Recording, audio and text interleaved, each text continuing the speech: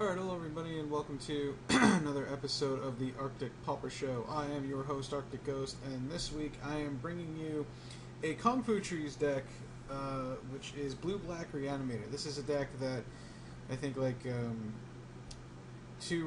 probably three or four Pauper challenges ago, he got 5th place, but since then he has started to play, he has been playing the deck in the Community Pauper Challenge, and so I decided to take this list since it's his most recent one and see how it goes. I didn't change anything. This is his exact deck list. If you want to see the deck list other than here, you can go to communitypauperchallenge.weebly.com. You can also go to the Community Pauper Challenge Twitch page, twitch.tv/communitypauperchallenge. And if you scroll below the stream screen, you will see not only a link to everybody's stream or YouTube, whatever they do, but also the box with a link to the Community Pauper Challenge website. So for those of you who may not know what Reanimator is, Reanimator is named after this card. Oh, I actually... Reanimate. Okay, Owen Reanimates, yep. After this card. It says, put target creature card from a graveyard onto the battlefield under your control. So, I'm not sure if Reanimate was the first of its kind, but that may have been what started it. So, basically what Reanimator is it's based on putting these big, stupid, humongous creatures in the graveyard and returning them to the battlefield for a cheap cost of a card like Exhume or Reanimator, what have you. The problem is that the only Reanimator card in Pauper is Exhume, which conveniently he's chosen to play 3 instead of 4, which is interesting. But I mean, you can just cast your Gremlin Angler, and you can end up casting your striped Riverwinder, but mostly this is the one that you want to put into play because of hexproof. But yeah, so unfortunately Exhume is the only card that does this in Pauper, pretty much because it's like the fairest one. And I don't even believe that there are cards in paper that have been ported over to Magic Online that do it, but I could be wrong. But either way, we're going to break this deck down piece by piece, and then we're going to take it into a couple test matches as usual. So first up is the mana base. It's as vanilla as you can believe. Most of your deck is blue. Black is really just a splash color, so you really only need 1 Swamp to get with your 3 Ash Barrens, or you have 4 Dismal Backwater. Of course, Dismal Backwater being the best option because you gain a life off of it. So that's why that's there. You only play 17 lands. You don't really need too many lands. I think if you get to 5 and you haven't drawn cards, like a lot of cards, I can tell you that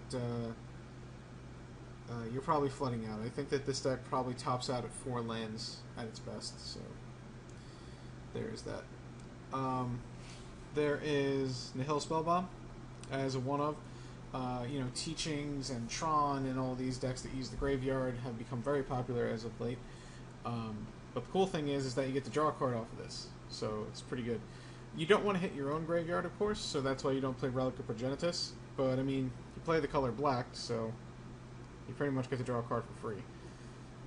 Next up is Brainstorm. Brainstorm is very good in this deck because it allows you to put your big, stupid monsters excuse me, from your hand onto the top of your library and then mill them with Thought Scour and Mental Note. Or you can just, put 2 bad cards and mill them with Thought Scour and Mental Note. So I like Brainstorm in this deck. Now, if you notice, one thing about this deck, which I'll touch on before the Decktech ends, is yes, this is as close to Angler Delver as you can get, but this isn't really Angler Delver. It's more of a blue-black combo-y Angler Delver deck, as far as that goes, because blue-black Angler Delver is really a tempo deck, but with control elements. Now, I know you're going to say that this isn't full Reanimator, because there is Reanimator deck in the format that features Dragon Scales, or Dragon Breath, or whatever it's called, and Ulamog's Crusher. Yes, that is Reanimator. That is a full-on Reanimator combo deck, but this is just blue-black Reanimator. You know, this is just blue-black Reanimator control. I mean, the point of the deck is to either get a big Gurmag Angler into play or reanimate your Striped Riverwinder.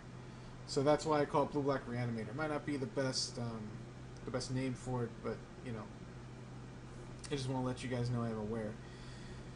Moving on, you have 4 Delvers because, well, again, Delver is just a really good creature to get behind. I mean, it attacks in the early game.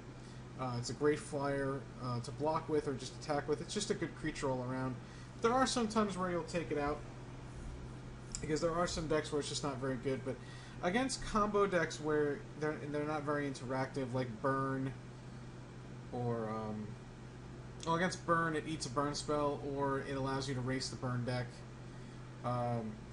Which, as you can see, Burn is a matchup that he didn't really care about. Even the old list did not have Hydroblast in the sideboard, so Burn is kind of a deck that he just kind of pretends doesn't exist, because I think it's a pretty bad matchup anyway, even with Hydroblast.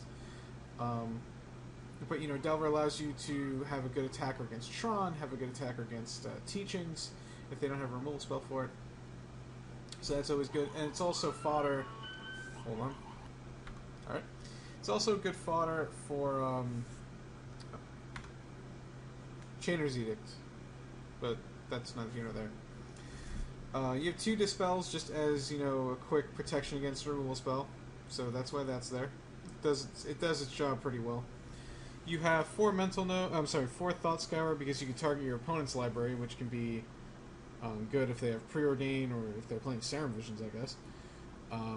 And that you wouldn't really target your opponent too often, but it does come up. And 2 Mental Note. Of course, you can combo with Brainstorm, it combos with Gurmag Angler, so there's really no reason you shouldn't have it. Also combos with Delver, of course, too, because of, like, if you don't flip it, or even if you do flip it and you see, like, a Mental Note on top or a Thought Scour and you want to mill it away, you know, you can do that. 3 Ponder. I imagine that Ponder is in the stack instead of Preordain because you have so many combo elements that you want to be able to dig as far deep as possible, so you really need to see that 3rd card, and also being able to shuffle with Brainstorm is pretty important. So I imagine that's why Ponder is better. Now, in that same regard, when you Brainstorm with Preordain, you can... I think Preordain's better in that respect because you get to push both bad cards to the bottom and draw the card. As with Ponder, you see through cards, let's say you want one of them, now you're sifting through the other 2. But I think Ponder has more reasons for that. I think the main reason is because it lets you dig 3 cards deep, or because it lets you shuffle your library to combo with Brainstorm. I do think that Preordain might be better in this spot, but again, I'm sure Kung Fu Trees has tested it, you know, and I've only played this deck a handful of times, so I have not been unhappy with Ponder. And I figured if Kung Fu Trees decided Ponder is better than Preordain, I should just keep testing it that way. Then you have Vapor Snag. This is your way to deal with any creature. That's why this isn't like Disfigure or anything, and they get to lose 1 life. The loss of life does sometimes come up, but not always. And it's good because you can return your creature. You do lose 1 life for doing it, but there's really no rhyme or reason to play Unsummon over Vapor Snag, just because you're afraid of losing 1 life, I think. So that's why that's there. Then you have an Augur Bolus. It's just a good one-of to have on turn 2 to block all the aggro decks, or to be able to search for a Counterspell, an Exhume, a Dispel, even a Gush. It's just really good, I think. There are multiples. I think there used to be 2 and 2 Ponder, and then he went to 3 and 1. I never really liked Augur Bolus in this deck all that much because you have 12 creatures to possibly hit, plus all of the lands. It's still pretty good. You have 1 Think Twice, just as a quick way to draw a couple cards. Sorry, I meant to be doing this. Then you have 4 Counterspell, because it's Counterspell, and since you play 9 islands, casting this card should not be a problem, which it has not been. There are some times where, yes, you'll come about where you don't have enough blue mana to cast it, but other than that, you should be fine, I think. Next up, of course, is one of the namesake cards of the deck, which is Exhume. This is what allows you to put your creatures from the graveyard into play. You don't have any kill spells, because you don't want your opponent to get value off of Exhume, so that's kind of why it's not there. I mean, that's kind of why you don't have removal spells. So, what kind of sucks is that this is 2 mana as opposed to 1, but it's Exhume, it still gets the job done when you need to. Then you have Rush of Vitality. This is one of my more favorite cards in this deck. The +1/+0 is also great, but also it gives you lifelink and indestructible. So it's a counterspell against removal. It gives you indestructible when you're in combat. It gives you lifelink, which is just a good burst of life to keep you living, of course. And it gives +1/+0, and that extra damage could make a huge difference. So do keep that in mind. So, you know, it's a really good reason to play it as a one-of. I personally would like 2 of them, but that's just me. Then you have 2 Gush, just a good way to draw a couple cards for free when you need to. That's pretty much what it's there for. And then you have your 2 big monsters. You have Gurmag Angler, of course, because you're putting so many cards in your graveyard. This guy's going to cost 1 or 2 mana very quickly, very easily. And then you have Striped River Wonder, one of the newer cards from Hour of Devastation, I believe. Now, why is this guy so good? Well, he's a 5/5, it's true, but he has hexproof. That is huge. Being able to have a protected from removal card that's a 5/5, which is a huge body. Okay, huge body.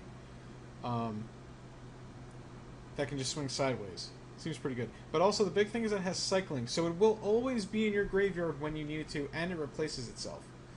So it's a damn good creature that I think a lot of decks are gonna possibly use in the near future, if they get the chance to. So that is the main deck. It's pretty stocked what I think you would see. Looking at the sideboard, you have an extra Dispel to fight counter wars. You have an extra Deprive in case you need a 5th counter spell. That's pretty much why that's there. You have 3 Spontaneous Mutations. Since you're going to be putting so many cards in your graveyard, this is pretty much Swords to Plowshares against any creature. The only difference is they get to stay and play and block. You have 2 Aura Flux against Boggles, though I can tell you that Boggles is not a good matchup no matter which way you slice it. 2 Stormbound Guys against cards like Chainer's Edict, Diabolic Edict, but also just because it's a good card against control decks. It takes 2 removal spells to kill, and once it's killed the first time, it comes back as a point bigger, which is pretty huge. And it has flying. Of course, the downside of it is that it can only block flying creatures, but that rarely comes up as a problem. Then you have one of Kung Fu Tree's favorite cards, Deep Analysis, is also one of my favorite cards. The big reason why this is good against control is because, yes, it's 4 mana for you to draw 2 cards, but later on in the game, for not using any real resources, cards in your hand or anything like that, you can pay 2 life. I'm sorry, you can pay 3 life, pay 2, and you draw 2 more cards. And of course, against control decks, being able to draw cards is the biggest thing you can do. Being able to stay on par with them with cards, of course. Then you have one Vampiric Link. I love this card. You slap it on a Striped River Winder and go to town every turn. Gain 5 life every single turn. Seems pretty darn good against any red deck, any aggro deck, so to speak. 2 Nausea against goblins, fairies, tokens, elves, anything really that deals with 1 toughness, of course. This could be Shrivel. It really doesn't make a difference. It's just I prefer the nostalgic value, even though this is not my favorite picture, but they were cheaper at the time.